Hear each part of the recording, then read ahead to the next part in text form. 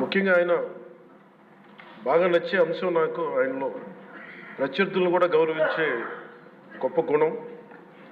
మొన్న ఈ మధ్యన మాకు చెప్తూ కూడా రాజశేఖర రెడ్డి గారి గురించి చెప్తూ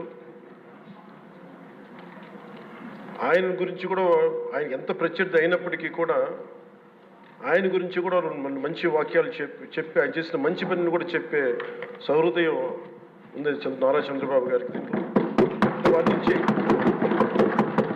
తీసుకోవాలి. మేము నాలాంటి వాళ్ళు నేర్చుకోవాలి, అలాంటి యంగ్స్టర్ మాకు కొత్తగా వచ్చిన వాళ్ళు నేర్చుకోవాలి. అలాగే కర్నూలు 1953లో కర్నూలు రాజధానిగా వచ్చింది. ఎప్పుడు మనకి ఇన్ని సంవత్సరాలుగా ఇన్ని దశాబ్దాలుగా ఇంకా కొట్టుకుంటూనే ఉన్నాం. అన్ని రాష్ట్రాలు ఏర్పడ్డాయి, భాషా ప్రయుక్త రాష్ట్రాలు ఏర్పడ్డాయి. దేశం అంతా ఎవరికి రాజధాని వచ్చింది ముందుకెళ్ళిపోయారు, అభివృద్ధి చెందారు. కానీ మన ఆంధ్రప్రదేశ్కి వచ్చేటప్పటికి కర్నూలు రాజధానిగా ఏర్పడింది. కాదని చెప్పి మళ్ళీ తెలంగాణలో కలిపారు. కొన్ని దశాబ్దాల తర్వాత మళ్ళీ విభజన జరిగింది. మళ్ళీ రాజధాని కోసం ఎత్తుక్కుంటూనే వచ్చాం. కింద మీద పడి 14 నుంచి 19 చాలా కష్టంతో ఒక రాజధానిని అత్యంత ఖర్చుతోటి నిర్మించే దశలో ఉండగా పరిస్థితులు అనుకూలించగా గత ప్రభుత్వం వచ్చింది. వాళ్ళు 3 రాజధానులు తీసుకొచ్చారు.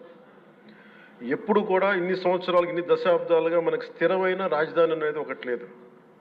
అది బేసిక్గా అది కేంద్ర బిందు ఒక అభివృద్ధికి, ఒక రాష్ట్రానికి. ఈసారి మటుకు చంద్రబాబు గారి ఆధ్వర్యంలో, గౌరవ ముఖ్యమంత్రి చంద్రబాబు గారి ఆధ్వర్యంలో ఇంకెప్పటికీ భవిష్యత్తు తరాలు ఇంకెప్పుడు ఏది రాజధాని, ఒక రాజధాని 2 కాకుండా అమరావతి రాజధానిగా ఉండాలి, ముందుకు తీసుకెళ్ళాలి. దానికి మేమందరం సహకరిస్తామని ఈ సందర్భంగా మీకు తెలియజేసుకున్నాం అధ్యక్ష.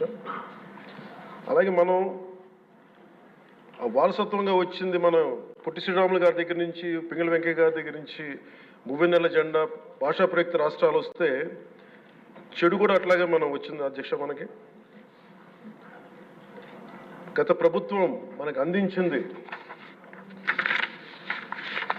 కీలకమైన పోలవరాన్ని పూర్తి చేయకపోవటం, సకాలంలో పోలీసులకు కానీ మిగతా ఉద్యోగులకు కానీ జీతభత్యాలు ఇవ్వలేకపోవటం, అన్ని డిపార్ట్మెంట్స్లో నిధులు మళ్లింపు, కనీస రోడ్లు కానీ బ్రిడ్జెస్ కానీ మౌలిక సదుపాయాలు లేకుండా చేయటం, రివర్స్ టెండరింగ్ అని కానీ, వ్యవస్థలను నిర్వీర్యం చేయటం, సహజ వనరుల దోపిడీ, ఎర్రచందనం దోపిడీ, ఋషికొండ ఇలాంటి వైజాగ్లో ఎర్రమట్టి దిబ్బల్ని అడ్డగోలుగా నాశనం చేసేయటం, మద్యం ద్వారా కూర్చోబెట్టి అరాచకాలు చేయటం, పెట్టుబడులు వద్దామని ఎవరైనా వస్తుంటే వాళ్ళు భయపెట్టేసి రివర్స్ టెండరింగ్ అని చెప్పి వారిని పారిపోయేలా చేయటం పారిశ్రామికవేత్తలని. ఇది మనం తద్వారా మనకి వాళ్ళ ద్వారా కూడా వచ్చిన వారసత్వం అధ్యక్ష. వీటన్నిటిని అధిగమించి ఎలా ముందుకెళ్ళాలి, ఏ స్థాయిలో వెళ్ళాలి అనేది నేను మొన్న ఎలక్షన్ ముందు కూడా మా సహచరులందరికీ కూడా చెప్పాను, ప్రతిసారి ప్రజలందరికీ కూడా తెలియజేశాను. ఒక సుదీర్ఘమైన అనుభవం ఉన్న నాయకులు ఈ రాష్ట్రానికి చాలా అవసరం. దేశంలో కూడా ఇంకెవ్వరికి రాని పరిస్థితి మన రాష్ట్రానికి వచ్చింది. మనస్ఫూర్తిగా నేను అంతకుముందు ఏమి చెప్పాను, ఈరోజు కూడా అదే చెప్తున్నా అధ్యక్ష. 4 దశాబ్దాల సుదీర్ఘ అనుభవం ఉన్న శ్రీ గౌరవ ముఖ్యమంత్రి శ్రీ నారా చంద్రబాబు నాయుడు గారి అధ్యక్షతన, ఆయన లీడర్షిప్ కింద మేమందరం నాలాంటి వాడుగా నేర్చుకొని కింద పనిచేయడానికి, రాష్ట్రాన్ని అభివృద్ధి వైపు పయనం చేసేలా ముందుకెళ్ళడానికి సంసిద్ధంగా ఉన్నాం. మేము దాన్ని కట్టుబడి ఉన్నాం. ముఖ్యంగా లా అండ్ ఆర్డర్ చాలా క్షీణించిపోయింది.